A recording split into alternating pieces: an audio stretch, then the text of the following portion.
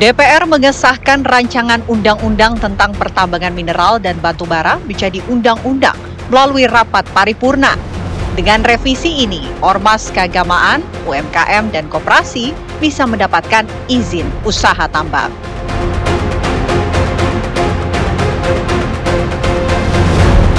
Menteri Hukum Supratman memastikan pemerintah tidak akan memberikan amnesti kepada koruptor dan pengedar narkoba.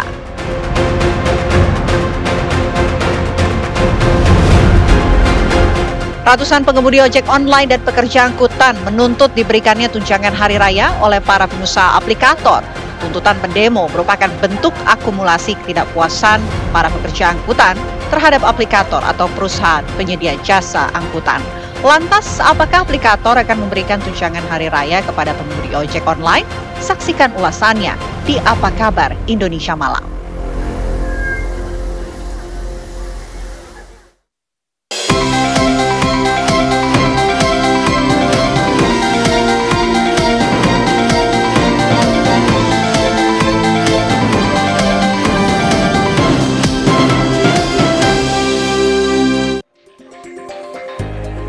Halo, selamat malam pemirsa. Ribuan pengemudi ojek online ini menggelar aksi demonstrasi di depan kantor Kementerian Tenaga Kerja Republik Indonesia pada hari kemarin. Isi tuntutan utama mereka adalah meminta adanya tunjangan hari raya bagi para driver ojol. Ini adalah bentuk akumulasi dari kekecewaan mereka terhadap para aplikator yang selama ini dinilai tidak adil, bisa meraup keuntungan besar tapi tidak memberikan hak-hak dasar bagi para driver ojek online. Lantas, apakah aplikator akan mengabulkan tuntutan utama dari para pengemudi ojek online ini, pemirsa? Itu akan menjadi pembahasan utama kita di Apa Kabar Indonesia malam hari ini. Bersama saya Ken Ana. Dan bersama saya Vena Kitan, kami juga akan hadirkan sejumlah informasi lainnya untuk Anda pemirsa, termasuk juga Menteri Hukum Supratman Andi Aktas memastikan bahwa pemerintah ini tidak akan memberikan amnesti kepada koruptor dan juga pengedar narkoba. Kami hadirkan informasi selengkapnya untuk Anda di Apa Kabar Indonesia Malam.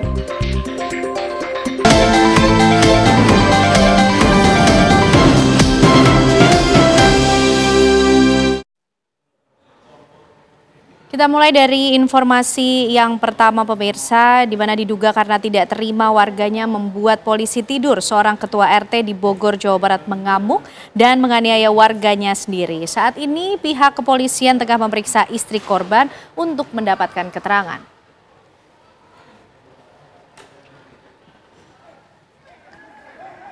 Ketua RT di Perumahan Kahuripan 1 Kelapa Nunggal di Kabupaten Bogor, Jawa Barat murka dan menusuk warganya yang membuat polisi tidur tanpa sepengetahuannya. Bahkan salah satu orang dari rombongan RT menusuk seorang warga hingga tersungkur bersimbah darah. Korban atas nama Darson langsung dilarikan ke rumah sakit. Diketahui korban mengalami luka senjata tajam di bagian punggung dan pinggang belakang. Warga telah melaporkan kasus ini ke Polsek Kelapa Nunggal, Kabupaten Bogor. Saat ini korban tengah dalam perawatan di RSUD Cilengsi, Kabupaten Bogor. Sementara istri korban penusukan, Hidayah, mendatangi Polsek Kelapa Nunggal untuk memberikan keterangan. Penyidik Reskrim Polsek Kelapa Nunggal masih mendalami kasus ini untuk mengetahui bagaimana kronologi peristiwa yang sebenarnya.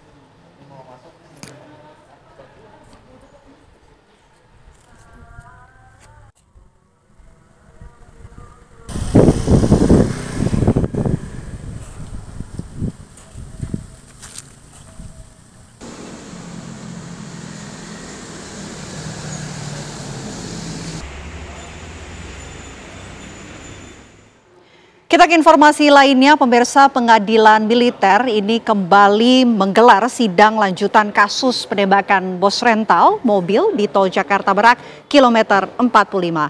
Agenda sidang adalah mendengarkan keterangan para saksi, di mana 2 anak bos rental mobil yang menjadi korban penembakan bersaksi untuk 3 terdakwa. Sidang pengadilan militer kasus penembakan bos rental mobil kembali digelar. 3 terdakwa dalam kasus ini, yakni Klasik Kepala, Bambang April, Sertu Akbar Adli, dan Sertu Rafsin Hermawan menjalani sidang lanjutan. Adapun agenda sidang tersebut mendengarkan keterangan para saksi yang berada di lokasi. Ada 8 saksi, 2 diantaranya adalah anak korban, yaitu Agam Muhammad Nasarudin dan Rizky Agam Syaputra. Selain itu, saksi-saksi lainnya yakni Muhammad Isra, Samsul Bahri alias Acung, Samsul Bahri alias Jenggot, Samsul Bahri alias Agus, Agus Zimi, dan Aidar Azri.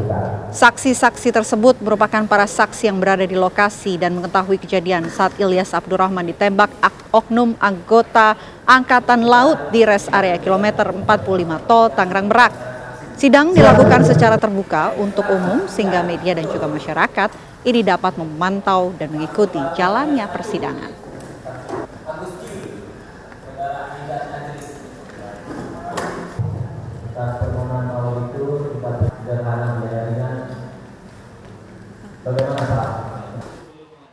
Polisi membekuk 2 orang pemuda yang diduga sebagai pengedar uang palsu di kawasan Gunung Kidul, Yogyakarta. Diketahui keduanya merupakan kakak beradik dan mengaku mendapatkan uang palsu dari jejaring media sosial. Akibat mengalami kecelakaan tunggal di Padukuhan Miri, Kapanewon, Tanjung Sari, Gunung Kidul, Yogyakarta, 2 pemuda kakak beradik tertangkap basah oleh pihak kepolisian lantaran diduga telah mengedarkan uang palsu. Keduanya langsung ditangkap Satreskrim Polsek Tanjung Sari beserta dengan barang bukti pecahan uang palsu 100 ribuan berjumlah 14 lembar dan pecahan uang palsu 50 ribuan berjumlah 8 lembar. Mobil pelaku juga turut disita.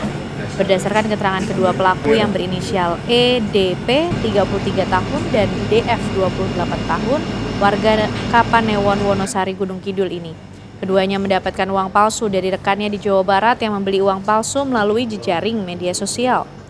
Pembelian uang palsu seharga Rp1.000.000, uang asli ditukar dengan besaran uang palsu sebanyak Rp5.200.000. Kedua pelaku telah beraksi selama 3 bulan terakhir dengan modus membelanjakan uang palsu tersebut untuk membeli rokok atau BBM dengan harapan mendapatkan kembalian uang asli. Atas perbuatannya, kedua pelaku terancam hukuman 15 tahun dan denda sebesar Rp15 miliar.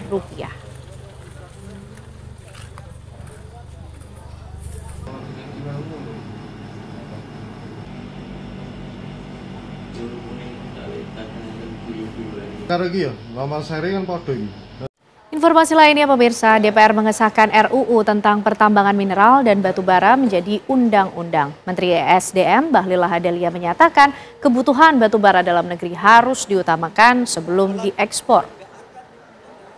Rapat paripurna DPR mengesahkan rancangan undang-undang atas perubahan keempat tentang pertambangan mineral dan batu bara menjadi undang-undang. Menteri Energi dan Sumber Daya Mineral Bahlil Lahadalia menyampaikan pemerintah dan DPR menyepakati perubahan dan penambahan pasal yang dibuat dalam 11 poin. Di antaranya mengutamakan kebutuhan dalam negeri sebelum ekspor dan pendanaan bagi perguruan tinggi. Menteri Bahlil menyatakan RUU Minerba dapat memperbaiki tata kelola, memberikan kepastian hukum, penciptaan lapangan kerja, serta meningkatkan penerimaan negara.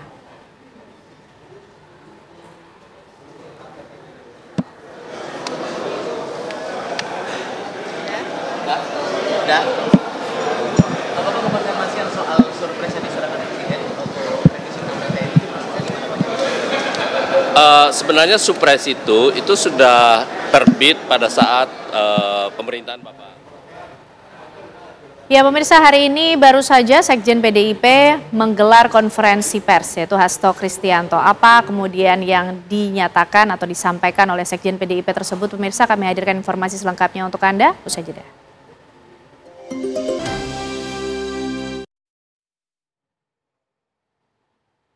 Jelang pelantikan kepala daerah serentak pada 20 Februari mendatang, sebanyak 481 dari 505 kepala daerah terpilih melaksanakan gladi kotor hari ini di Monas, Jakarta Pusat.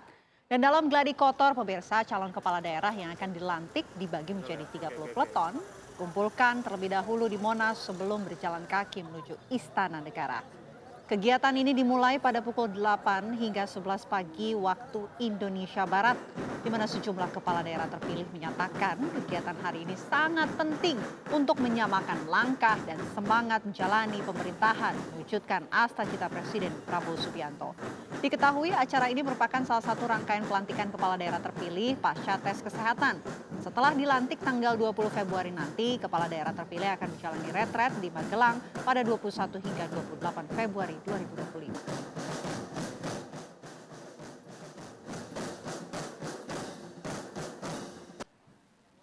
Ya, kita lanjutkan apa kabar Indonesia Malam untuk Anda pemirsa. Menteri Hukum Supratman Andi Aktas menegaskan bahwa pemerintah akan memberikan amnesti kepada 19.000 narapidana sebelum Hari Raya Idul Fitri. Terima kasih Pak Ketua. Ya, nanti tidak terjadi overlap. Hal ini disampaikan dalam rapat kerja DPR Komisi 13 dengan Kementerian Hukum. Menkum Supratman menyatakan bahwa amnesti ini diberikan sebagai bagian dari upaya mengurangi kelebihan kapasitas lapas. Amnesti ini akan diberikan kepada napi yang mengalami penyakit kronis, terlibat kasus penghinaan kepala negara, dan sejumlah kasus terkait Papua. Terkait kepemilikan narkoba, pemberian amnesti ini masih sesuai dengan surat edaran Mahkamah Agung, namun memungkinkan berubah tergantung pada kebijakan ke depannya. Namun pemerintah menegaskan tidak akan memberikan amnesti kepada pengedar narkoba dan koruptor demi menjaga integritas hukum di Indonesia.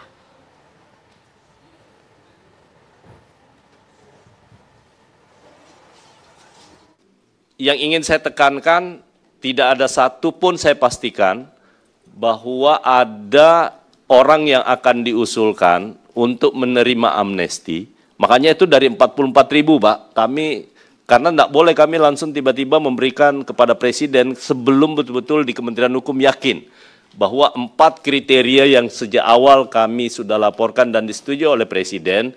Yang pertama adalah orang yang melanggar atau dipidana dengan tindak pidana yang terkait dengan Undang-Undang ITE. Itu pun hanya terkait kepada penghinaan kepada kepala negara atau kepada pemerintah. Di luar itu tidak. Jadi kalau ITE tapi itu terkait dengan orang per orang, itu rasa-rasanya nggak pas. Ya. Yang kedua, untuk yang narkotika itu betul-betul hanya ditujukan kepada pengguna. Itu pun barang buktinya harus berada di bawah 1 gram. Sehingga memang sekali lagi dulu saya sampaikan ini kita berikan seharusnya mereka itu tidak berada di lapas. Tapi harusnya kewajiban negara untuk melakukan rehabilitasi. Yang ketiga adalah orang yang memiliki gangguan jiwa, dalam gangguan jiwa, OJDG. Ya, OJDG. Orang ODJG, ya, ODJG. Pakai OD Pak Menteri. Ya itulah ya. Kira-kira. Overdosis itu. Itu jadi itu yang kita lakukan. Yang ketiga adalah orang yang sakit berkepanjangan. Orang yang sakit berkepanjangan karena memang dan berusia lanjut, Pak. Jadi 4 kriteria itu. Jadi untuk tindak pidana korupsi, apalagi tindak pidana narkotika dengan status pengedar atau apapun, itu tidak akan kita berikan. Ya pemirsa, usai jeda kami akan ajak Anda untuk membahas mengenai tuntutan utama dari ribuan pengemudi ojek online yang meminta adanya tunjangan hari raya untuk para driver ojek online. Seperti apa? Apakah aplikator akan memberikan THR tersebut? Kita akan membahasnya di Apa Kabar Indonesia Malam. Usai jeda kami kembali untuk Anda.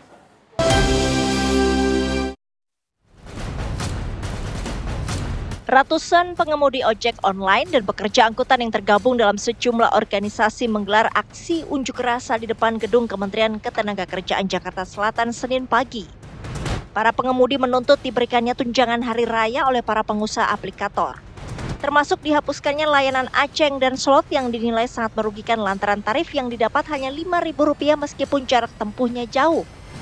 Tuntutan pendemo merupakan bentuk akumulasi ketidakpuasan para pekerja angkutan terhadap aplikator atau perusahaan penyedia jasa angkutan yang mereka nilai mengabaikan hak-hak buruh yang telah bekerja bertahun-tahun.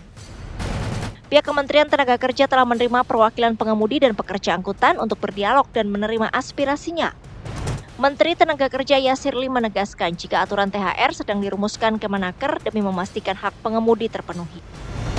Ya sebenarnya kan sebelum demo kami itu kan sudah bertemu 3 kali ya dengan perwakilan dari teman-teman pekerjanya. Kemudian juga sudah 2 kali kita ketemu dengan pengusaha. Ya, mereka janji bahwa ya kita sambut ya. Mereka menyampaikan aspirasi dan mereka janji ya akan tetap kondusif. Ya ini kan kita sudah sampaikan sebenarnya kan terkait dengan THR. Kemarin juga para pengusaha kan juga sudah katanya mereka memahami. mereka sedang mencoba mencari formula terbaik. Ini kita tunggu nanti. Berarti belum ada solusi konkretnya Pak buat ojol ini? Konkretnya ya kita yakin para pengusaha bisa ya memahami aspirasi para ojol juga terkait dengan THR. Ini masalah besarannya dan formulanya seperti apa ini yang kita sedang pilihkan. Lantas, apakah aplikator akan memberikan tunjangan hari raya kepada pengemudi ojek online? Lalu bagaimana langkah pemerintah mengenai regulasi pemberian THR bagi pengemudi ojek? Ya pemirsa, kemarin ribuan pengemudi ojek online ini menggelar aksi demonstrasi untuk menyampaikan tuntutan utama mereka meminta adanya tunjangan hari raya untuk para driver ojek online. Lantas apakah aplikator ini akan mengabulkan permintaan dari para driver ojek online ini? Itu yang akan menjadi pembahasan kita malam hari ini bersama dengan para narasumber yang sudah bergabung bersama kita tentunya di Apa Kabar Indonesia Malam. Sudah bergabung melalui sambungan Zoom, ada Wakil Menteri Tenaga Kerja Bapak Emmanuel Ebenezer. Selamat malam Pak Wamen, Pak Noel, sehat? Selamat malam, Anu. Ya, terima kasih Pak sudah bergabung malam hari ini dan juga hadir di studio bersama kita semua ada Mas Igun Wicaksono, Ketua Umum dari Garda Indonesia. Mas Igun, selamat malam, sehat? Selamat malam, alhamdulillah sehat. Baik, dan juga bergabung bersama kita ada Pak Darman Intias, pengamat transportasi. Pak Darman, terima kasih sudah hadir malam hari ini. Iya, terima kasih. Oke. Juga. Baik, salam kenal Pak Wamen. Baik, Pak Wamen, ini Ya, Pak. kemarin ribuan pengemudi ojek online menyampaikan tuntutannya. Sudah bertemu dengan mereka, apa saja yang disampaikan Pak Wamen? Pertama-tama ya mereka menyampaikan tuntutan-tuntutan mereka lah ya terkait misal THR, kemudian legal standing mereka, posisi mereka ini mitra atau pekerja. Nah, karena ini kita ada hal yang mendesak dan mendekati yaitu THR, maka kita coba mendengar soal THR dulu ya. Karena kalau seandainya kita bicara soal regulasi, positioning mereka itu kan masih panjang sekali waktunya. Jadi yang mendekat aja dulu. Yang mendekati ini adalah THR. Nah, THR itu sebelumnya kita sudah 2 kali diskusi dengan para aplikator. Nah, aplikator kan selama ini memberikan sifatnya adalah misalnya kayak sembako. Nah, hari ini kita berharap tidak lagi sembako, itu uang gitu loh. Nah, skemanya seperti apa? Biarlah aplikator yang paham gitu. Nah, dasar itulah yang membuat kita sebagai negara kan nggak boleh juga tutup mata. Karena kan ini ritual tahunan, hari raya ini kan ritual dan menjadi budaya di Indonesia yang siapapun harus menghargai. Gitu loh, kayak misalnya Lebaran, kan kasihan kawan-kawan driver ojek online ini. Ketika pulang ke rumah pasti kan ditanya anak istrinya, ayah ada THR nggak buat belanja, beli kaos atau beli baju atau beli sendal atau beli sepatu. Sama halnya istrinya, ayah beli daging dong, kita bikin opor atau bikin rendang gitu loh. Nah, hal kayak begini kalau seandainya aplikator tidak paham, ini kan tidak baik. Nah, tugas negara adalah memastikan agar masalah ini bisa dijawab oleh kawan-kawan aplikator gitu. Jadi ya semoga tuntutan driver ojek online ini bukan didengar aja, tapi harus dipahami. Negara sifatnya memaksa dengan membuat regulasi. Gitu. Nah tapi Pak Wamen, ini kan selama ini belum ada aturannya ya yang mengatur tentang bagaimana kemudian THR itu diberikan atau bentuk-bentuk seperti apa yang bisa diterima oleh para pengemudi ojek online ini dari aplikator. Nah, itulah ruang kosong itulah yang dimanfaatkan oleh para aplikator. Udah cukup lah mereka berpesta pora berapa tahun belakangan inilah. Anggapnya 9 tahun mereka mendapatkan sebuah kesempatan yang luar biasa, bahkan itu dimanfaatkan oleh para aplikator kali ya, karena tidak ada ruang hukum yang kosong ini. Karena kan pekerja digital ini kan baru ya, dan kita ya maaf jujur aja kita ketertinggalan soal bagaimana menciptakan regulasi yang pasti buat kawan-kawan ojek online ini. Karena kalau kita mereferensi beberapa negara Eropa, Inggris, Spanyol, dan beberapa negara lainnya, itu sudah sepakat soal bahwa driver ojek online ini adalah pekerja. Begitu juga di Singapura. Artinya kita kan ketertinggalan gitu loh. Makanya kita mau diskusi dengan kawan-kawan aplikator agar ini diselesaikan. Nah, kawan-kawan kemarin diskusinya, Pak jangan dulu pakai THR, ya sudah. Kita namanya apa? Ya sudah bantuan hari raya, yang penting kan ada hari rayanya. Bantuan hari raya, ayo. Kalau jadi sudah sempat ada komunikasi ya Pak Wamen? Yang penting kawan-kawan, sudah sempat ada komunikasi dengan aplikator membahas mengenai tuntutan para pengemudi ojek online kita ini? kan bangun diskusi, nggak mungkin kita ngambil keputusan tanpa ada sebuah diskusi. Kan kita tidak mau ruang diskusi itu kita tutup ruang dialognya. Kita dua kepentingan ini kita komunikasikan. Kepentingan aplikator apa, kepentingan driver ojek online apa. Nah hari ini kita harus cari titik temunya dong gitu. Nah kan masa dalam berapa tahun ini mereka nggak mau ngasih sih hak driver ini sebulan gitu loh. Kalau mereka bisa motong 20% per narik atau apa gitu, ya udah itu kasih aja buat kawan-kawan ojek online dalam sebulan ini menuju Lebaran. Kan toh nggak rugi-rugi juga kok mereka. Oke, baik gitu. nanti. Mereka juga tidak minta saham kok ojek-ojek online ini. Oke, kita masih pengen tahu lebih lengkap lagi titik temu seperti apa akhirnya yang kemudian didapati oleh Kementerian Tenaga Kerja baik dari aplikator maupun juga pengemudi ojek online. Tapi begini, Mas Igun dari Garda Indonesia tentu juga yang menaungi ya banyak pengemudi ojek online ini. Ini memang akumulasi kegelisahan mereka selama ini, Mas? 9 tahun berjalan tadi yang disampaikan Pak Wamen, para aplikator ini berlangsung atau menjalani bisnisnya dengan cukup bebas, ada ruang kosong yang akhirnya dinilai sebagai suatu bentuk kekecewaan begitu. Betul. Jadi memang semenjak awal berdirinya perusahaan aplikator ini sudah terlalu besar ya ruang kosong yang dimanfaatkan oleh perusahaan ini untuk mengeruk untung sebesar-besarnya dari para mitra kerjanya, dalam hal ini para pengemudi ya. Nah ini yang kami sayangkan, dari beberapa kali kami meminta agar ruang-ruang kosong itu dibuat suatu regulasi. Jadi memang ekosistem ini kan masih terus mencari bentuk, apa yang ideal, regulasi apa. Dan kemarin rekan-rekan kita dari Serikat Pekerja Angkutan Indonesia itu meminta kepada pemerintah agar diberikan aplikator ini memberikan THR. Oke, itu juga artinya Garda Indonesia mewakili para pengemudi ojek online juga ingin menyampaikan itu, menyuarakan itu. Ya, kalau kami tahun 2019, jadi sebelum COVID itu kita sudah sering menggaungkan bahwa teman-teman ojek online ini pantas untuk diberikan THR. Karena apa? Selama setahun mereka bekerja, mereka sudah memberikan keuntungan kepada perusahaan-perusahaan aplikator. Maka sepantasnya lah mitra kerja, walaupun statusnya bukan pekerja, tapi ini mitra kerja.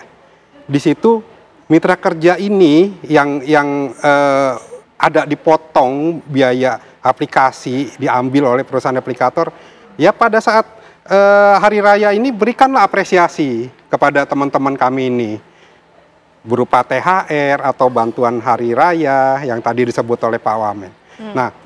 Jadi memang belum pernah ada apresiasi tersebut dalam bentuk uang atau dalam bentuk hal lainnya yang diberikan perusahaan aplikator terhadap para mitra kerjanya ini, gitu. Nah, teman-teman kami yang lain pun juga menginginkan hal yang sama untuk bisa aplikator ini memberikan THR. Dan terakhir kemarin itu kami apresiasi dari Kementerian Tenaga Kerja mau memfasilitasi agar perusahaan aplikator ini bisa memberikan THR kepada mitra kerja loh. Nah, memang kami ini bukan pekerja, tapi kami ini mitra kerja. Teman-teman ojek online ini mitra kerja. Sepantasnya mereka mendapatkan apresiasi juga dari hasil kerjanya mereka. Yang diberikan keuntungannya juga masuk ke dalam aplikator. Oke, baik. Nah ini Pak Wamen menarik nih karena dari perwakilan teman-teman para pengemudi ojol sudah mulai mengapresiasi lah, cukup puas lah dengan respon dari Kementerian Tenaga Kerja. Lalu yang menjadi pertanyaan berikutnya akan seperti apa? Nanti dijawabnya ya Pak Wamen termasuk juga Pak Dharma melihat bagaimana kondisi yang dialami oleh para pengemudi ojol. Usai jeda pemirsa kami kembali untuk Anda.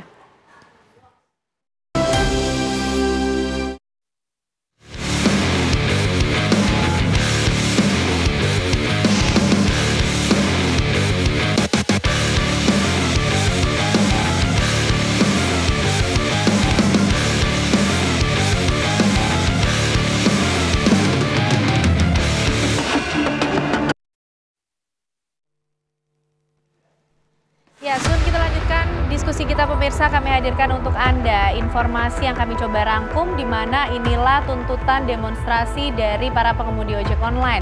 Poin pertama yaitu mendesak Kemenaker mengatur hak pekerja sesuai dengan peraturan Undang-Undang Dasar Ketenagakerjaan. Poin yang kedua, mendesak Kemenaker mengeluarkan surat edaran perusahaan atau aplikasi wajib memberi THR. Di poin yang ketiga, mendesak negara untuk mengawasi dan mengevaluasi dari program aplikator Aceng dan Slot. Kemudian pada poin keempat, yaitu mendesak perusahaan atau aplikasi menghapus sistem sanksi sepihak, serta meminta cuti hamil untuk mitra perempuan. Ini yang disampaikan oleh para pengemudi ojek online pada Senin 17 Februari di depan gedung Kementerian Ketenagakerjaan.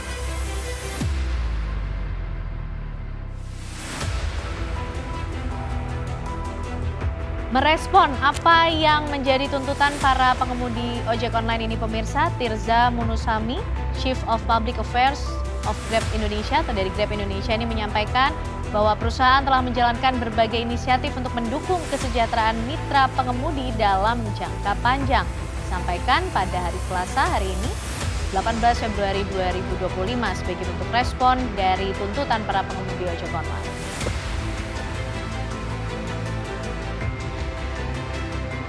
Dan inilah daftar benefit atau dukungan dari Grab untuk para mitranya, yaitu paket sembako, voucher diskon, perawatan kendaraan, perlindungan asuransi, program dana santunan bagi keluarga mitra yang menghadapi situasi sulit, serta Grab Scholar, beasiswa pendidikan bagi anak mitra, dan juga BPJS Ketenagakerjaan.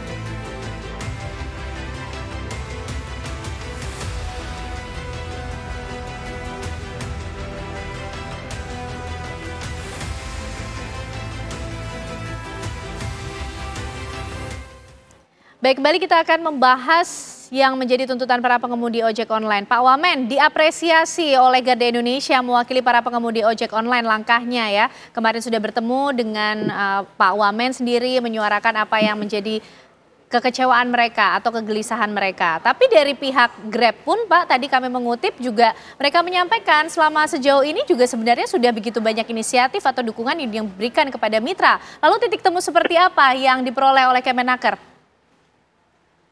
Ya, titik temunya itu nanti antara dua ini, antara aplikator dan driver ojek online, ya kita bikin sebuah kesepakatan. Nah, kesepakatan itu akan menjadi semacam regulasi, itu regulasi yang sama-sama bisa senyum lah ya, aplikator senyum, atas kemudian driver ojek online juga senyum. Kita tidak mau ketika kita membuat kebijakan malah mengorbankan salah satu, kita tidak mau. Nah, makanya proses dialog itulah pentingnya proses dialog yang coba kita jembatani gitu. Dari tuntutan semua itu ya kita akan coba perjuangkan kepentingan misalnya driver, dan juga kita juga tidak tutup mata atau tidak tutup telinga soal apa yang menjadi keinginan aplikator gitu loh.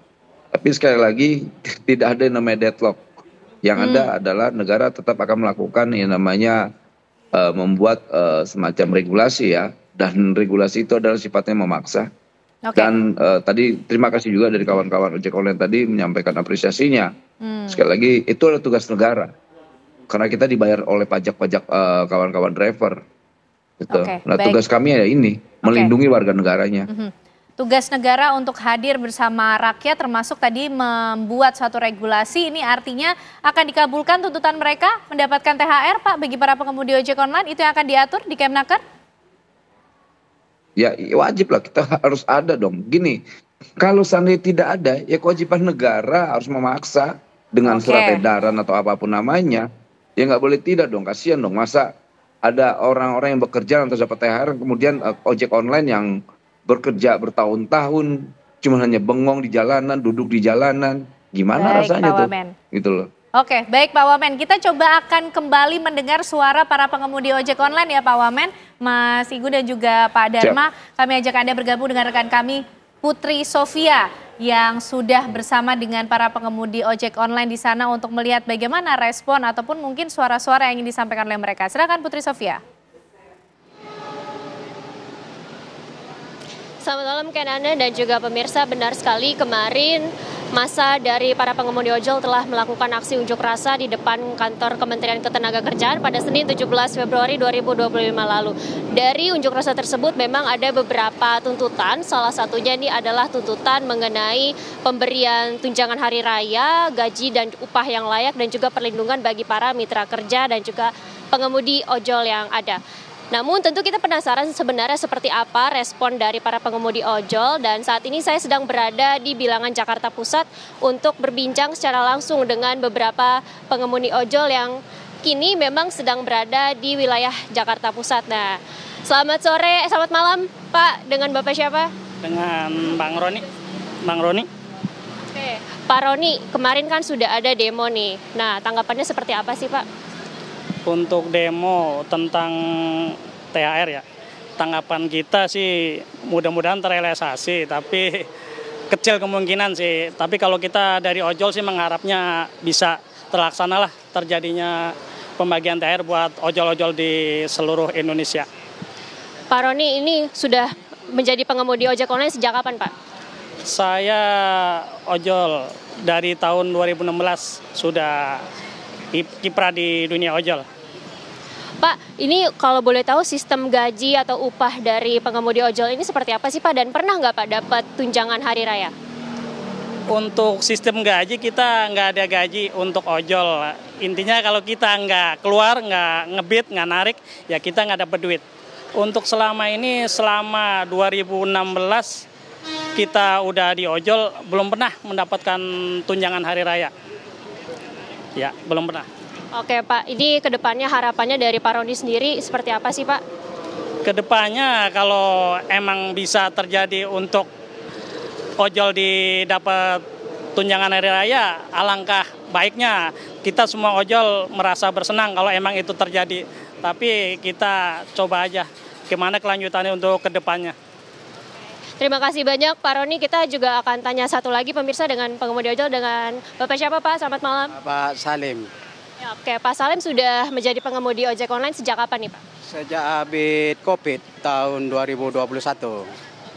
Pak, tanggapan kemarin mengenai demo ataupun unjuk rasa di depan kantor Kementerian Ketenagakerjaan dari teman-teman pengemudi ojol ini seperti apa Pak?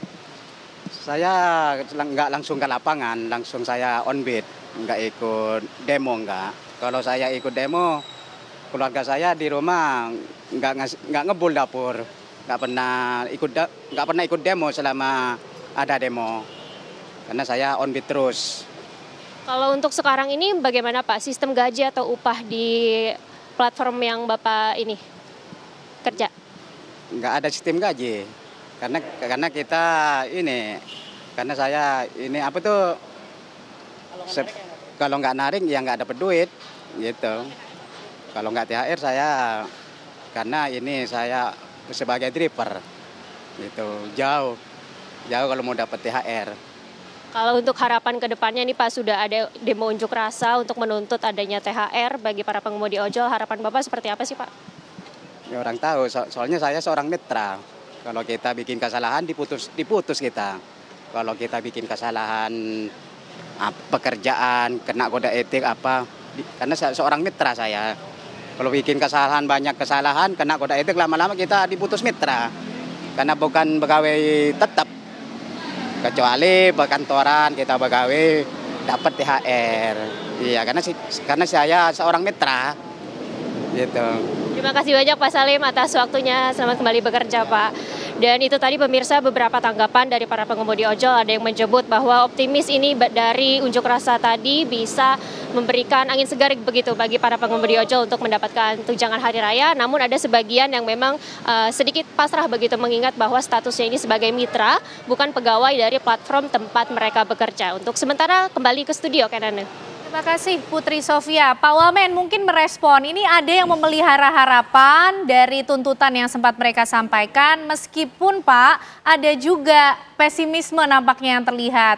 Katanya mungkin jauh dari harapan nanti pelaksanaannya, bahkan mereka ada di bayang-bayang ketakutan karena status mereka sebagai mitra sehingga tidak bisa bertindak banyak. Bagaimana Pak Wamen? Nah, selama ini kan negara seperti tidak hadir di dalam persoalan mereka.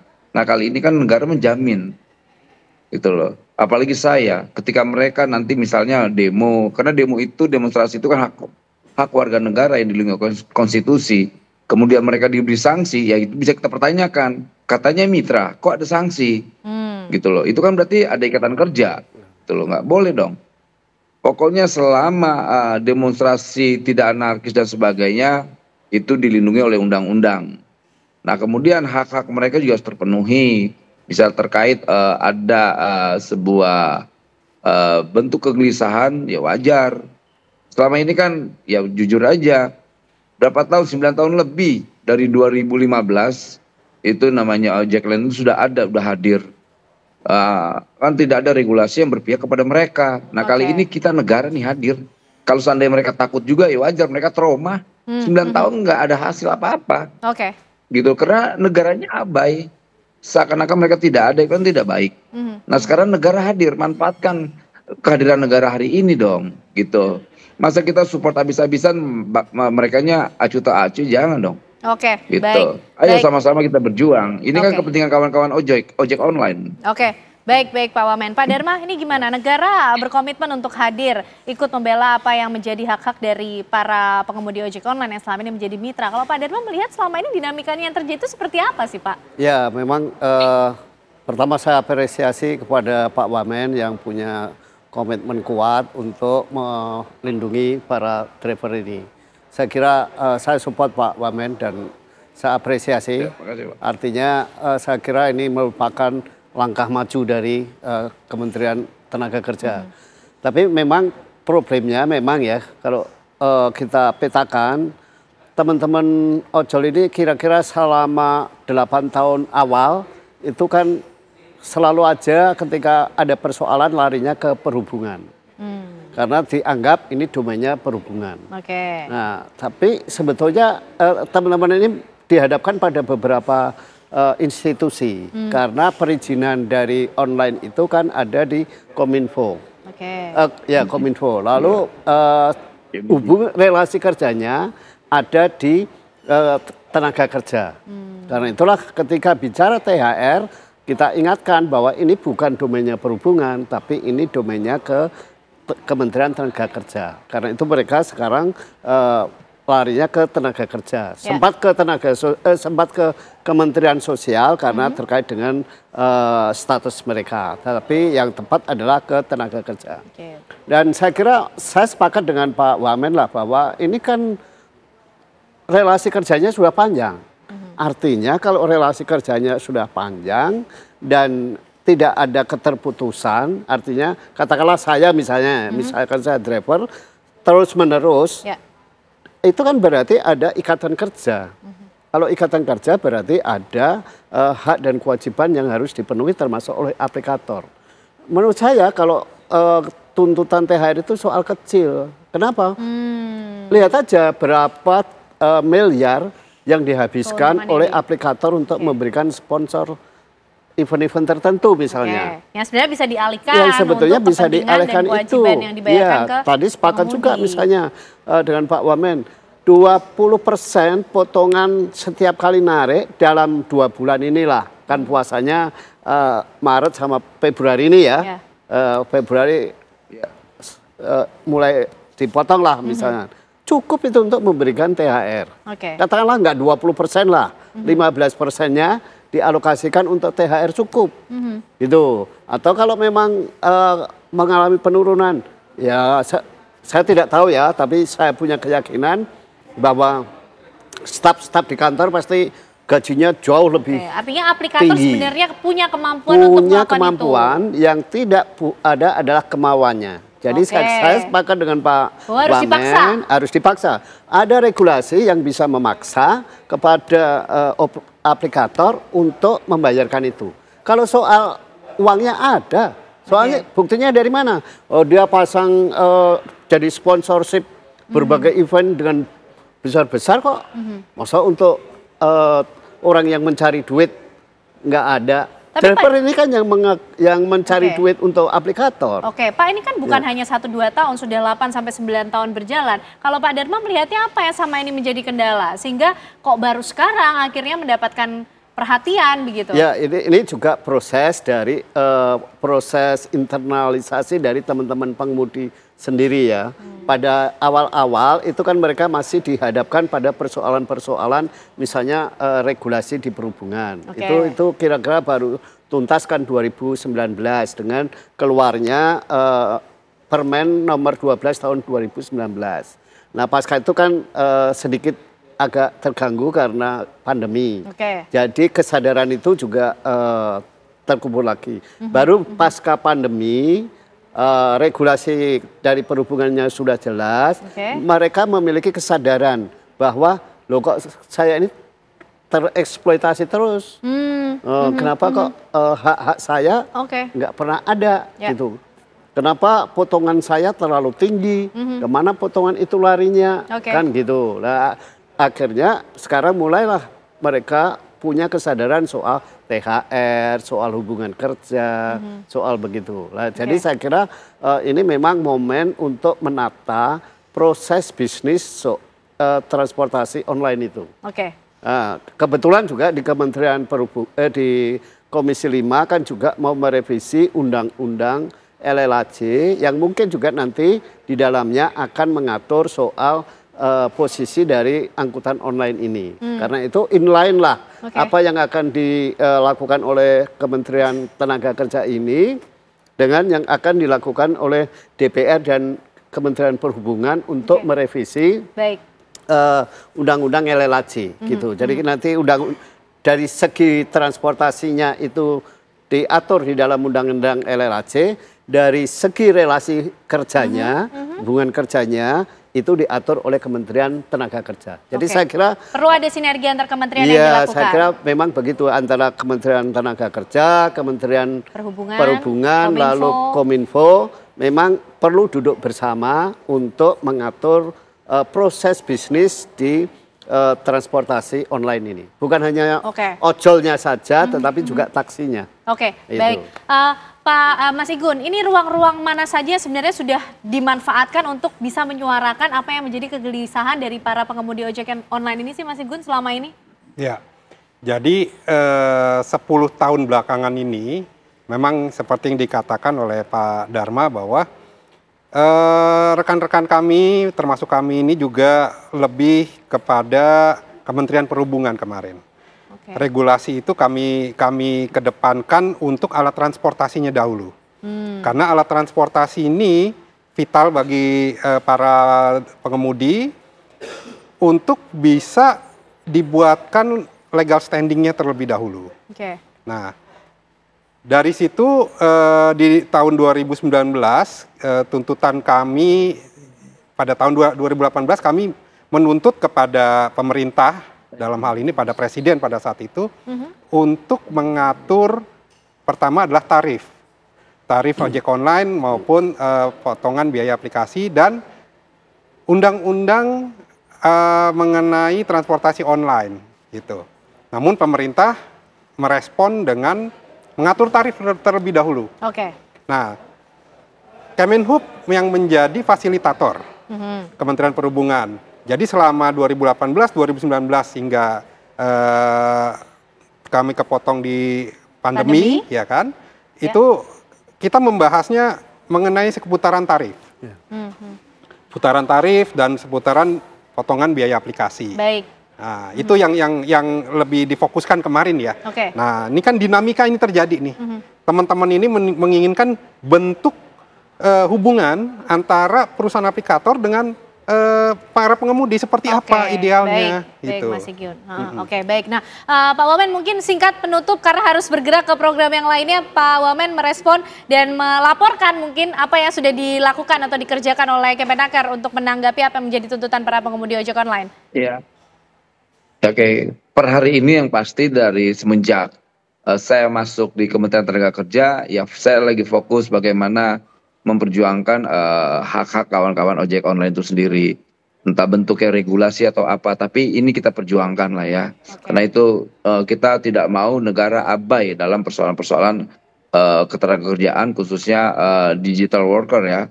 Ini harus kita perhatiin dan ya dengan apa yang kita lakukan hari ini itu bentuk fakta bahwa negara itu hadir. Gitu. Karena kita tidak mau juga narasi besar Presiden kita Pak Prabowo Subianto malah tidak kena ke tengah-tengah rakyat, bahwa dia menginginkan dalam pemerintahannya adalah rakyat itu bisa tidur nyenyak. Gitu.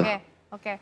Baik. Semua itu tapi harus diperjuangkan, tidak bisa tidak. Baik, masih akan Terima kasih Mbak ya. Baik, terima kasih Pak Wamen kehadirannya dan juga komitmennya untuk terus ikut mengawal dan memperjuangkan apa yang menjadi tuntutan dari para pengemudi ojek online. Terima kasih Pak Emmanuel Ebenezer, Wakil Menteri Tenaga Kerja sudah bergabung bersama kami di Apa Kabar Indonesia Malam. Tapi pemirsa, tentunya kami akan masih menghadirkan pembahasan yang menarik ini mengenai tuntutan para pengemudi ojek online terhadap aplikator yang meminta tunjangan hari raya bersama dengan Mas Igun dan juga Pak Dharma. Usai jeda kami kembali untuk Anda.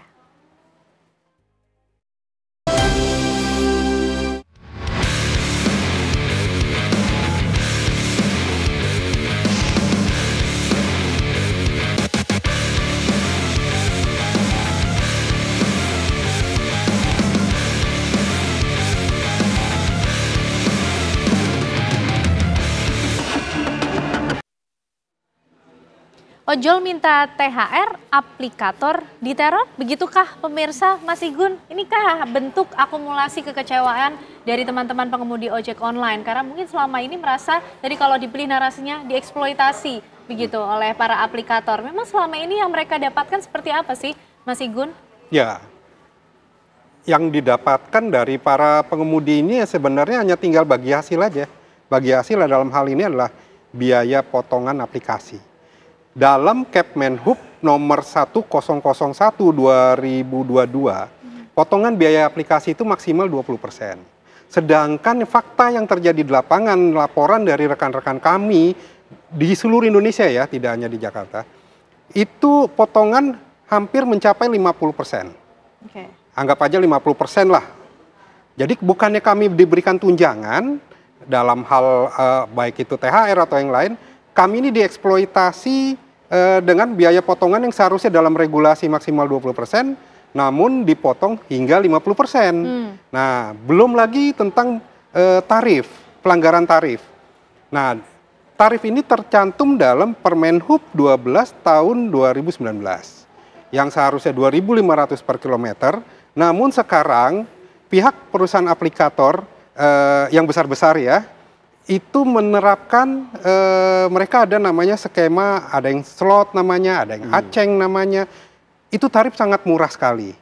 Tarifnya itu mungkin sekitar di bawah 1.500, di bawah 2.000 per kilometer. Nah, sehingga kalau kami matrikulasi hitungan yang diterima seorang pengemudi ojek online ini, dari tarif maupun dari potongan biaya aplikasi, itu hanya tinggal sisa 25%. Seharusnya dari 100% yang dibayarkan oleh penumpang. Haknya dari driver ini menghilang dari 80% yang seharusnya diterima itu, jadi menghilang sekitar 60%. Hilang itu. Diambil oleh perusahaan aplikator. Nah, ini yang diterima oleh para pengemudi ojek online. Rekan-rekan kami menjerit di lapangan. Nah, dengan adanya tuntutan mengenai THR, lalu mereka perusahaan aplikator ini juga berdalih bahwa pengemudi ini tidak berhak karena bukan pekerja. Ya, ini salah satu alibi lagi mereka untuk menghindar, untuk memberikan apresiasi. Sudah setiap hari para pengemudi ini diperas oleh potongan biaya yang di luar dari regulasi, terus tarif juga di luar dari regulasi, ya. Terus mereka tidak mau ngasih THR, ya. Ini negara harus hadir. Negara harus hadir. Pak Dharma, ini itu dari point of view para pengemudi ojek online, tapi kalau dari sisi aplikatornya sendiri, ini nampaknya mereka enggan, cukup berat untuk memberikan THR. Ini mereka nanti juga bisa enggan berinvestasi. Bagaimana efek jangka panjangnya ke depan, Pak Dharma? Enggak, saya kira ada kabar yang menarik ya, bahwa ILO itu menetapkan pekerja platform itu sebagai pekerja, jadi bukan mitra. Konsekuensi sebagai pekerja, maka ada hubungan industrial yang sangat jelas antara aplikator dengan pengemudi. Nah, kalau soal apakah ketika ada regulasi itu mereka akan lari, saya kira nggak segampang itu, karena mereka sudah invest besar. Toh kalau misalkan mereka lari, sekarang kita bisa belajar ke Asmat, mereka sudah melaksanakan membuat ojek online jauh sebelum ada yang besar-besar di sini gitu. Artinya dan sekarang juga banyak sekali anak bangsa kita yang sebetulnya bisa mengembangkan aplikasi sendiri dengan tarif yang mungkin lebih murah gitu. Jadi kita tidak perlu khawatir bahwa pemaksaan kepada operator, kepada aplikator untuk membayarkan THR itu akan berdampak pada larinya mereka. Saya tidak yakin karena itu adalah investasi mereka yang sudah besar. Baik, kita nantikan bagaimana kemudian komitmen dan kehadiran negara untuk kemudian mencari titik temu ya antara aplikator dan juga para pengemudi ojek online. Terima kasih Mas Igun, Pak Dharma malam hari ini sudah bergabung bersama kami di Apa Kabar Indonesia Malam. Sehat selalu semuanya. Terima kasih. Terima kasih. Selamat malam. Pemirsa, kami masih memiliki informasi untuk Anda di mana seorang anggota Brimob Polda Jambi ini dikeroyok dan ditikam karena membantu warga yang tengah dianiaya sejumlah preman dan muncikari. 5 pelaku pengeroyokan ditangkap oleh polisi. Kejadian bermula saat seorang pria membatalkan kencan dengan wanita dari aplikasi online karena menganggap tidak sesuai pesanan. Para pelaku yang merupakan preman dan muncikari yang tidak terima menganiaya pria tersebut di depan sebuah hotel di kawasan Jalan Utama Gatot Subroto, Kecamatan Pasar, Jambi. Pria itu kemudian berteriak meminta tolong di saat bersamaan seorang anggota Brimob Bribtu Aji melintas untuk memberi pertolongan. Namun anggota Brimob justru dikeroyok oleh para pelaku. Bahkan korban ditikam salah satu pelaku. Satreskrim Polresta Jambi meringkus 5 dari 6 pelaku pengeroyokan berinisial IN, F, dan WAAK serta FY ditangkap bersama dengan 3 PSK di salah satu hotel di Sumatera Selatan. Polisi masih mengejar satu pelaku lainnya yang masih buron.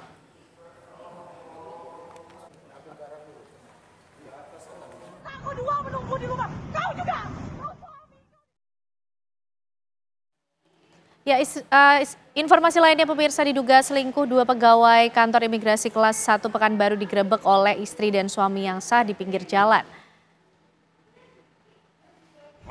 Inilah detik-detik istri sah pegawai kantor imigrasi kelas 1 Pekanbaru yang menggerebek AN yang sedang berduaan dengan wanita lain di dalam mobil.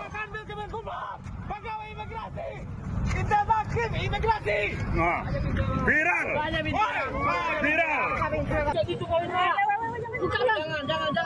Apa jangan kau? Ini hari tahu kau. Punya anak 2 aku tinggalkan kau. Mirisnya hubungan terlarang ini justru dilakukan dengan RA yang masih rekan satu kantor dan juga telah bersuami. Tak hanya istri AN, suami RA pun ikut hadir dalam penggerebekan itu. Tak pelak kejadian ini menarik perhatian warga dan pengendara yang melintas. Terlebih saat istri AN memecahkan kaca pintu mobil yang ditumpangi oleh suaminya. Usai peristiwa ini, istri AN membuat laporan resmi ke Polresta Pekanbaru usai ditabrak mobil yang dikendarai oleh RA saat menggerebek suaminya. Untuk menindaklanjuti hal ini, Satreskrim Polresta Pekanbaru masih menunggu hasil visum dari rumah sakit.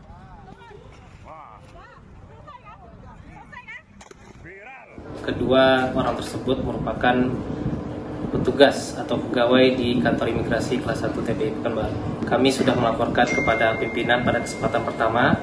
Kemudian kita juga sudah membentuk tim untuk melakukan pemeriksaan secara internal terhadap kedua pegawai kami untuk nantinya kami periksa terlebih dahulu terkait kronologi kejadian dan apa tindak lanjut ke depan. Untuk kedua pegawai tersebut untuk hari ini belum masuk kerja dan mungkin dalam waktu dekat tim akan memanggil kedua pegawai tersebut untuk melakukan pemeriksaan. Untuk laporan sudah kami terima dari keluarga yang bersangkutan dan akan kami tindak lanjuti sesuai dengan hasil pemeriksaan dari tim internal kami. Kekhawatiran mengenai nasib proyek infrastruktur strategis mengemuka menyusul pemangkasan anggaran Kementerian Pekerjaan Umum. Kami hadirkan informasi selengkapnya untuk Anda pemirsa. Usai jeda bersama rekan kami Vena Kintan di Apa Kabar Indonesia Malam.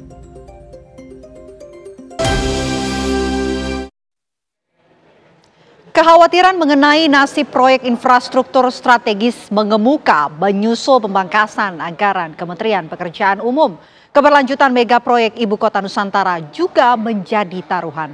Lantas tepatkah langkah Prabowo membabat anggaran infrastruktur?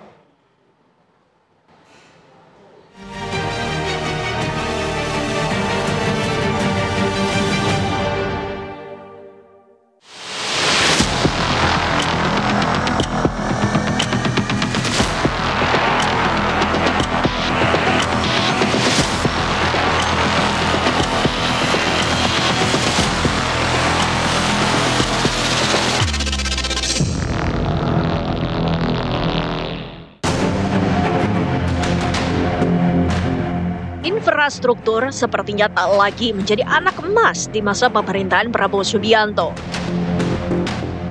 Tiada lagi anggaran segunung untuk membangun proyek tol hingga bandara yang getol dilakukan era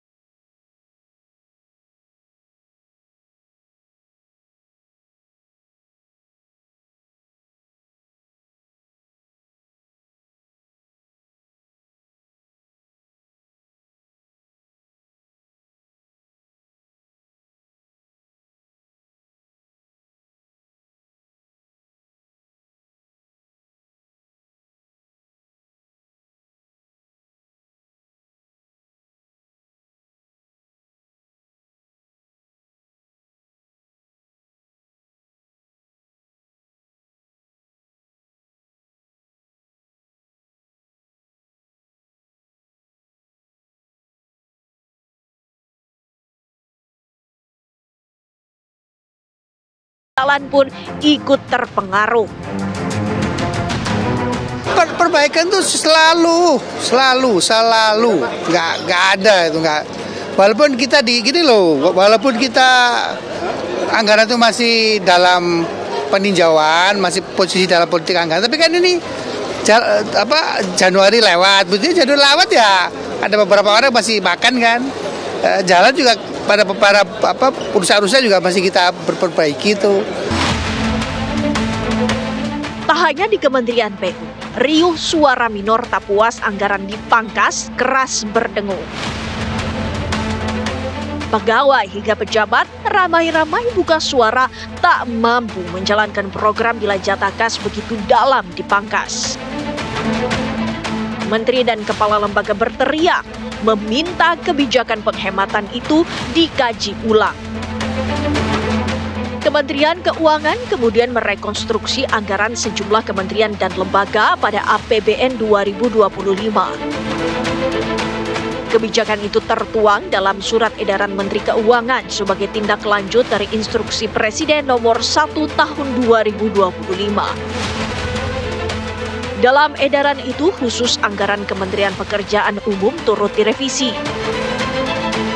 Dari pagu semula 110,9 triliun rupiah ditetapkan menjadi 50,483 triliun rupiah atau dipotong sebesar 54%. Pemotongan ini pun dinilai ikut mempengaruhi pembangunan Ibu Kota Nusantara atau IKN, sebab dukungan anggaran Kementerian PU masih dibutuhkan. Apalagi anggaran otorita IKN juga ternyata ikut dipotong dari total pagu 6,395 triliun rupiah menjadi tersisa 5,42 triliun rupiah. Jadi PU menyelesaikan yang sudah dikerjakan, yang belum selesai. Apa itu? Tol, bandara, Kemenko, kemudian masjid yang sudah berjalan PU. Yang belum kayak judicial, legislatif, hunian-huniannya untuk judicial, legislatif, jalan-jalan lingkungan yang belum disentuh akan dikerjakan WKN. Yang akan datang pertama apa Pak? Jalan-jalan, karena itu juga melayani investor yang sudah bergroundbreaking. Mereka nunggu itu. Ihwal penghematan anggaran yang mengancam keberlanjutan mega proyek IKN, Presiden ke-7 Republik Indonesia Joko Widodo angkat suara. Kalau sekarang IKN sudah anggarannya dipangkas, efisiensi itu Pak berikut. Tanyakan ke kepala otoritas, tanyakan ke pemerintah. Ya, itu kan urusan pemerintah. Jangan ditarik-tarik gitu. Itu urusan pemerintah. Pemangkasan anggaran Kementerian PU dan Otorita IKN dinilai sebagai sinyal kuat bakal ditundanya pemindahan pusat pemerintahan dari Jakarta. Lantas akankah mimpi Indonesia memiliki ibu kota baru pada tahun 2028 bisa terwujud? IKN kayaknya belum ada. Nanti saya bilang Mbak, kan anggaran kita diblokin semua. Kok kayak progres gimana sih? Anggarannya nggak ada progresnya. Buat beli makan siangnya Pak Menteri, itu progresnya. Udah ya? Udah. Proyek yang jumbo dalam waktu dekat Pak. Proyek jumbo. Jumbo itu apa? Please define jumbo. Seperti IKN atau mungkin jalan tol Betaji. Ya nanti itu tunggu gini satu-satu bilang satu-satu dulu. Anggarannya dibuka. Kita diskusi lagi nih. Yang paling depan mata ini apa? Lebaran, ya kita urusan lebaran dulu. Ujung-ujungnya nanti terkait dengan kepastian pembangunan IKN ya. Karena dengan pembangunan dari PU yang mulai menurun, pembangunan di IKN sendiri mulai melandai, apakah iya kemudian swasta mau berbondong-bondong menambahkan modalnya untuk ikut membangun di IKN ya. Ini juga menjadi catatan karena apa? Kalau itu yang terjadi maka bisa dipastikan tahun 2028 terutama pemerintah belum bisa pindah ke IKN ya, karena tadi infrastrukturnya belum tersedia dengan cukup. Instruksi Presiden Prabowo agar kementerian dan lembaga berhemat hingga 306 triliun rupiah sejatinya bertujuan mencegah kebocoran anggaran. Apalagi potensi penyelewengan anggaran pemeliharaan infrastruktur pada Kementerian PU dinilai tinggi. Untuk yang pemeliharaan itu berarti kan bisa saja tahun ini nggak ada pemeliharaan, tahun depan baru digelontorkan anggarannya kan bisa Mas. Kalau jalannya sekarang masih bagus, ya ngapain dianggarkan lagi? Karena itu yang diduga potensi korupsi. Di situ banyak sekali korupsinya, Mas. Kalau diulang-ulang hari ini jalan Jakarta Bogor jalannya itu terus dianggarkan lagi tiap tahun dianggarin itu siapa anggaran kan potensi korupsi jadi tinggi, Mas. Karena kan sama. Nah, itu yang mau dibenahi sama Pak Prabowo. Jangan Presiden sekarang, jangan jalannya sama, kemudian juga tiap tahun dianggarkan hal yang sama. Tak bisa dipungkiri, pergantian tampuk kepemimpinan membuat fokus kebijakan pemerintah ikut berganti. Prabowo kini memilih fokus menjalankan kebijakan populis yang bersentuhan langsung dengan rakyat seperti makan bergizi gratis, cek kesehatan gratis, hingga rumah murah.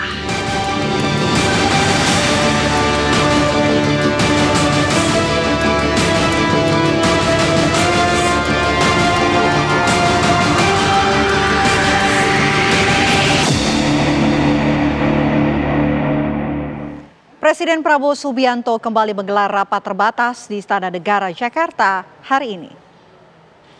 Sejumlah menteri teknis di bawah naungan Menko Infrastruktur dan Pembangunan Kewilayahan nampak hadir di Istana Jakarta memenuhi panggilan Presiden Prabowo Subianto. Menko Infrastruktur Agus Harimurti Yudhoyono beserta jajarannya tiba di Istana Kepresidenan Jakarta sekitar pukul 13 waktu Indonesia Barat.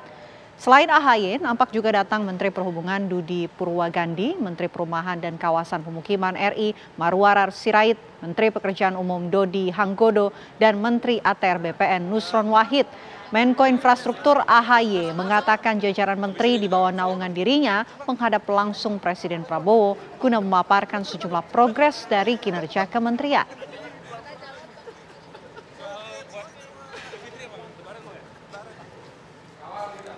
Dalam rapat terbatas tadi bahwa Presiden Prabowo Subianto kembali menekankan pentingnya pembangunan infrastruktur yang berdampak langsung terhadap pertumbuhan ekonomi secara nasional, juga tentunya ekonomi lokal, dan peningkatan kesejahteraan masyarakat Indonesia. Kita tahu bahwa target swasembada pangan, swasembada energi, hilirisasi, termasuk penguatan sumber daya manusia melalui sektor pendidikan kesehatan, dan juga konektivitas itu membutuhkan dukungan infrastruktur yang memadai. Oleh karena itu, tentu dihadapkan pada efisiensi anggaran, kami juga menyikapi dengan positif bahwa memang perlu dilakukan prioritas yang terbaik untuk mendukung prioritas-prioritas dari Bapak Presiden tanpa mengesampingkan pentingnya perencanaan sekaligus pembangunan infrastruktur yang memang juga penting. Ya, pemirsa, Sekretaris Jenderal PDI Perjuangan Hasto Kristianto menyebut Komisi Pemberantasan Korupsi tidak menghormati proses hukum, termasuk memaksakan kasus. Kami akan hadirkan informasi selengkapnya untuk Anda sesaat lagi. Anda kembali menyaksikan Apa Kabar Indonesia Malam, pemirsa. Sekretaris Jenderal PDI Perjuangan Hasto Kristianto menyebut Komisi Pemberantasan Korupsi tidak menghormati proses hukum, termasuk memaksakan kasus dirinya yang syarat dengan politisasi dan kriminalisasi. Hasto dalam konferensi persnya di kantor DPP PDIP pada Selasa siang tadi juga menegaskan jika tidak ada fakta hukum yang bisa dijadikan dasar sah untuk menetapkan dirinya sebagai tersangka. Untuk itu, dirinya beserta kuasa hukumnya telah mengajukan pra-peradilan kembali. Sebelumnya, pra-peradilan Hasto ditolak Hakim Juyamto dalam sidang di Pengadilan Negeri Jakarta Selatan, Kamis 13 Februari lalu. Hasto juga menyoroti dugaan intimidasi yang dilakukan penyidik KPK Rosa Purbabekti terhadap saksi Agustiani Tio Fredelina agar menyebut dirinya terlibat dalam kasus suap.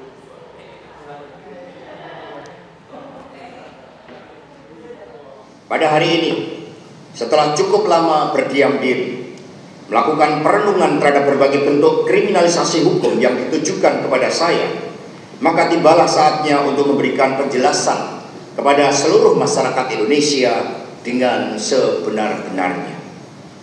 Apa yang menimpa saya tidak terlepas dari kepentingan politik kekuasaan. Mengapa? Sebab banyak pakar hukum yang telah melakukan kajian, bahkan suatu eksaminasi hukum dan fokus group discussion terhadap putusan atas nama Wahyu Setiawan, Agustiani Tio Fredelina, dan Saiful Bahri. Dalam eksaminasi tersebut, nyata-nyata tidak ditemukan suatu fakta-fakta hukum atas penetapan saya sebagai tersangka, baik kasus suap maupun suatu tindakan melakukan obstruction of justice. Dalam Undang-Undang KPK pasal 21 misalnya, tindakan obstruction of justice terjadi pada saat penyidikan. Dari hasil eksaminasi juga tidak ada bukti permulaan yang sah menurut hukum untuk menetapkan saya sebagai tersangka. Pada tahapan proses ini, sikap saya sangatlah kooperatif dan mentaati seluruh proses hukum di KPK. Selain hal tersebut, ada fakta persidangan yang sangat menarik yang menyentuh aspek kemanusiaan dan nurani kita, yakni adanya intimidasi yang dilakukan oleh saudara Rosa Purbabekti terhadap saudari Tio. Demi ambisi menangkap saya, saudari Tio diintimidasi dan dibujuk dengan gratifikasi hukum sebesar 2 miliar rupiah. Syaratnya, saudari Tio harus menyebutkan keterlibatan saya. Apa yang disampaikan oleh saudari Tio tersebut dilakukan di bawah sumpah. Sumpah di hadapan Tuhan Yang Maha Kuasa, di hadapan Allah Subhanahu wa Ta'ala.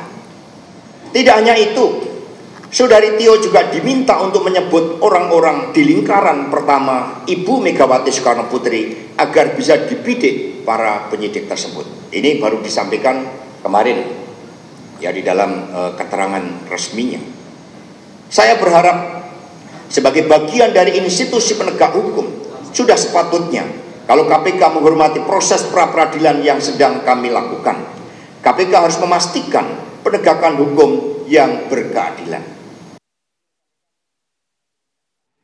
Kita ke informasi lainnya, pemirsa, 308.000 tiket Lebaran tahun 2025 sudah ludes terjual.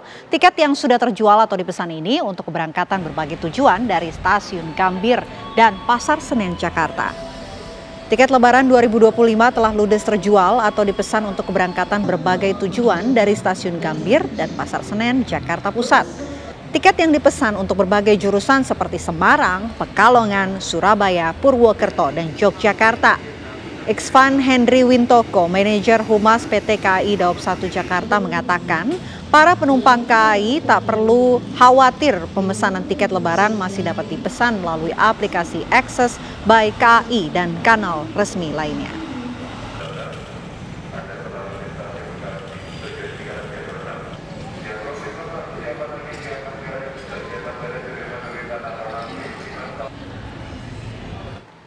Kami ajak Anda pemirsa langsung menuju Stasiun Pasar Senen. Sudah ada rekan kami Rehana Mezia di sana. Rehana, seperti apa situasi terbaru dari Stasiun Pasar Senen? Ya baik, selamat malam karena kita dan juga pemirsa. Tidak terasa ya kalau sebentar lagi kita akan memasuki bulan suci Ramadan, yang artinya ini kental dengan tradisi mudik terutama di tahun 2025 ini. Nah pemirsa, ada kabar baik karena di tempat saya mengabarkan saat ini, ya ini di Pasar Senen, di mana PT KAI telah membuka untuk penjualan tiket sejak H-45 sebelum Lebaran di tahun ini. Dan ada pula informasi yang kami dapatkan per hari Selasa ini, karena dan juga pemirsa, untuk pemesanan tiket dapat dilakukan untuk keberangkatan artinya di H-10 bahkan atau H+3 sebelum Lebaran dengan menggunakan kereta api pada tanggal 21 Maret hingga 4 April 2025. Untuk informasi sejumlah pesanan lainnya, di mana ada jumlah pesanan tertinggi ini tercatat pemirsa pada tanggal 29 April 2025 atau H-2 yang mencapai 36.326 penumpang. Bahkan hingga saat ini sebanyak 308.094 tiket telah dipesan untuk berbagai tujuan favorit tentunya pemirsa untuk periode 21 Maret hingga 3 April atau H-10 bahkan hingga H+2 Lebaran. Keberangkatan juga bukan hanya dari Pasar Senen saja pemirsa, namun dari Stasiun Gambir berdasarkan hasil informasi yang kami dapatkan ini juga mengalami lonjakan yang signifikan jumlahnya. Namun dari total tiket yang telah terjual sebanyak 2.074 tiket atau sekitar 70% ini berasal dari Stasiun Pasar Senen di tempat saya mengabarkan saat ini. Untuk dari Stasiun Pasar Senen sendiri tercatat, Vena dan juga pemirsa, ini 30 Maret 2025 bahkan sudah mencapai 102%. Artinya ini sudah melebihi jumlah 100%, bahkan ini dengan kapasitas penumpang 22.293 tiket. Bahkan ini pada tanggal 29 Maret atau H-2 jelang Lebaran, jumlah tiket yang terjual mencapai 21.286 tiket atau sekitar 97%. Tentunya pemirsa, ini untuk mengantisipasi jumlah lonjakan, PT Kereta Api Indonesia juga telah menyiapkan nantinya kereta tambahan. Ini juga sebagai upaya untuk memberikan keamanan dan juga kenyamanan bagi para penumpang. Dan tentunya kami juga penting untuk mengingatkan kepada Anda semua pemirsa, jikalau Anda ingin pulang kampung nih ataupun ingin mudik Lebaran di tahun 2025 ini, langsung saja untuk mencari tiket di aplikasi yang terpercaya pemirsa ataupun untuk melalui kanal resmi KAI untuk menghindari modus penjualan. Dan jangan lupa juga untuk terus mengecek jadwal keberangkatan Anda agar tidak terjadi keterlambatan. Lalu pemirsa, di tahun 2025 ini Anda akan mudik kemana nih pemirsa? Apa tujuan favorit ataupun kota favorit untuk nanti mudik di tahun ini? Saya kembalikan kepada Anda di studio, Vena. Baik, terima kasih Rehana Mezi atas laporan Anda langsung dari Stasiun Pasar Senen, Jakarta. Ya, informasi tadi pemirsa sekaligus menutup perjumpaan kita di Apa Kabar Indonesia Malam. Saya Vena Kintan. Dan saya Kenana, pemirsa beserta teman-teman yang bertugas pamit undur diri. Sesaat lagi Anda dapat menyaksikan program Catatan Demokrasi bersama dengan Andromeda Mercury dan juga Maria Asegaf. Terima kasih pemirsa atas kebersamaan Anda. Selamat malam, sampai jumpa.